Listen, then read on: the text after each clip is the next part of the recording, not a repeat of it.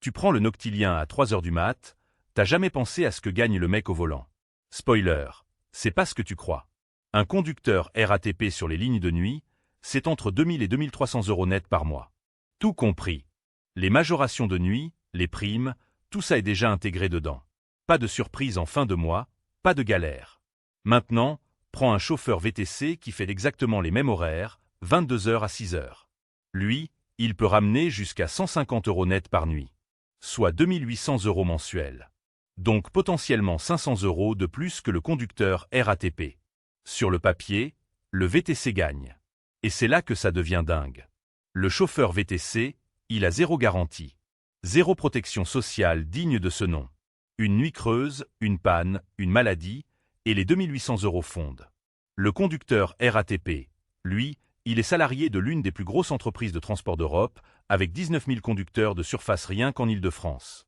Sécurité de l'emploi, retraite, arrêt maladie payé. Mais la RATP a publié ses chiffres 2023. Les agressions sur conducteurs de nuit ont augmenté de 15%. 15%. Ce mec gère Paris à 4 heures du matin, seul dans son bus. Alors la vraie question c'est, pour ce salaire-là, toi tu montes au volant la nuit? Tu appelles ton conseiller bancaire. Il ne répond pas. Normal. Il gère 900 clients. Seul. Et devine ce qu'il touche pour ça. En début de carrière, un conseiller dans une grande banque française, Crédit Agricole, BNP, Société Générale, c'est entre 2200 et 2800 € net par mois. Primes comprises. Pour gérer presque 1 millier de personnes, répondre à toutes leurs questions sur les crédits, les assurances, les placements. Et chaque mois, il y a des objectifs. Combien de crédits consignes? Combien d'assurances vie placées? Combien de contrats prévoyance? La pression, elle est là, permanente, invisible depuis ton côté du guichet. Et pendant ce temps, le secteur a supprimé plus de 25 000 postes en France entre 2015 et 2024. Moins de gens, même volume de clients, mêmes objectifs. Et c'est là que ça devient dingue. Le même profil, 5 ans d'expérience, mais en banque privée avec un portefeuille de clients fortunés, c'est entre 4 500 et 7 000 € net par mois. Le double. Parfois le triple. Même formation, même métier, même banque. Juste les clients qui changent. Alors la vraie question c'est celle-là. Toi, tu ferais ce boulot pour 2500 € par mois?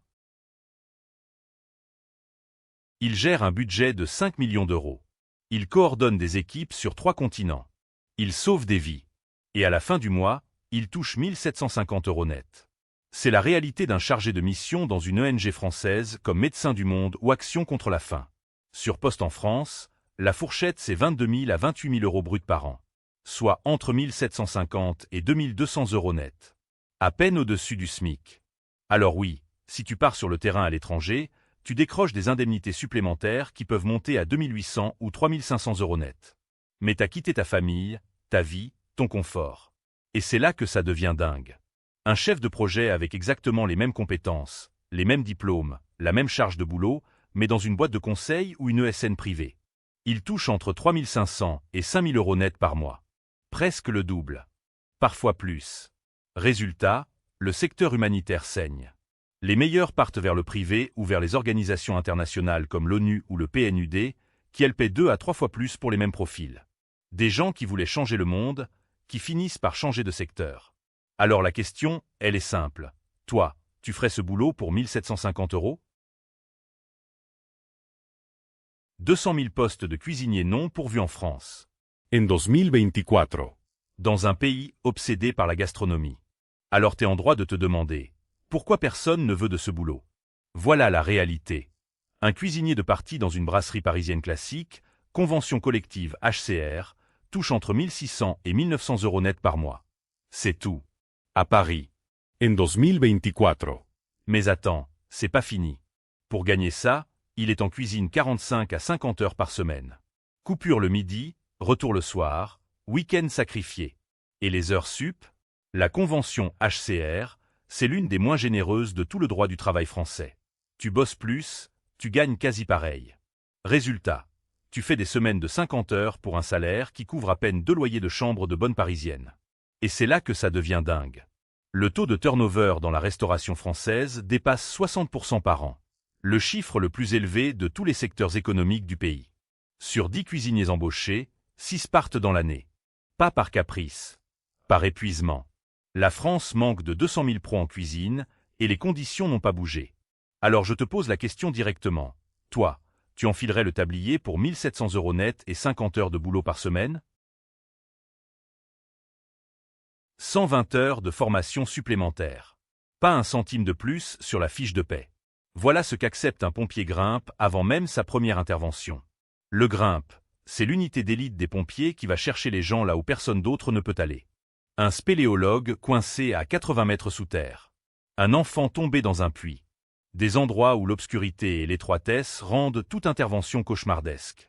Pour intégrer cette spécialité spéléo secours, ces pompiers suivent entre 80 et 120 heures de formation ultra-technique. En dehors de leurs heures de service. Pas rémunérés. Ils sortent leur week-end, leur congé, leur énergie.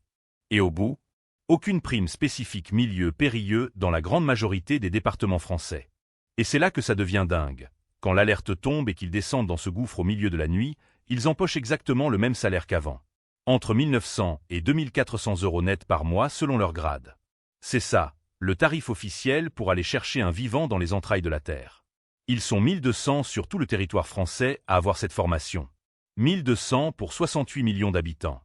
Toi, tu ferais 120 heures de formation gratos pour descendre dans un gouffre à 2 000 € par mois? 2 200 € net par mois. C'est ce que touche la personne qui décide si la nourriture que tu mets dans ta bouche est safe ou pas. Le responsable qualité en agroalimentaire. Bac plus 3, Bac plus 5, des années d'études et une fiche de paie qui fait mal à regarder. Selon l'APEC, on parle de 28 000 à 38 000 € brut annuels, soit entre 2200 et 3 000 € net. Pas de bonus choc, pas de voiture de fonction. Juste la pression. Parce que ce gars-là, il gère les plans HACCP, il passe les audits IFS et BRC, il s'assure que rien dans ta lasagne ne va t'envoyer aux urgences. Et si ça tourne mal, il peut être mis en cause personnellement. Genre, pénalement. Le week-end, il est souvent d'astreinte. Et cette astreinte, peu ou mal compensée. Et c'est là que ça devient dingue. Dans le secteur bancaire ou pharmaceutique, le même niveau de responsabilité réglementaire, les mêmes diplômes, la même pression légale, c'est 15 à 25% de plus sur le salaire. Même boulot sur le papier, pas le même chèque. La raison? Les marges dans l'agroalimentaire français sont tellement compressées que les fonctions support paient la note en premier. Toi tu manges tranquille. Lui il surveille que ça ne te tue pas, pour le prix d'un salaire de débutant. Alors franchement, toi tu ferais ce métier pour ça?